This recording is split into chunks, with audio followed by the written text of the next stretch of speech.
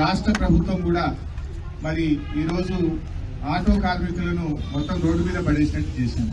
వెంటనే కార్మికుల పక్షాన ఆలోచించాలి. ఇవాళ ప్రభుత్వం వెంటనే ఈ ఆటో కార్మికులకు నెలకు 15,000 రూపాయలు జీవన భృతి ఇవ్వాలని ఉచిత బస్సు మంచిదే, దాని ఎవరు కాదంటలేదు. ఇంకా బస్సులు పెంచండి. ఇంకా మారుమూల ప్రాంతాల్లో చాలా ఊర్లకు బస్సులు పోతలేవు, అక్కడ కూడా బస్సులు వేయండి. కానీ మరి కార్మికులు దాదాపు 6 లక్షల మంది ఆటో కార్మికులు ఈ రాష్ట్రంలో ఉన్నారు. మొన్న మధ్యనే హైదరాబాద్ లో ఒక ఆటో కార్మికుడు ఆత్మహత్య చేసుకున్నాడు. ఆ ఈఎంఐ కట్టలేక, అప్పుల బాధ తట్టుకోలేక ఒక ఆటో కార్మికుడు ఆత్మహత్య చేసుకున్న పరిస్థితి ఉంది.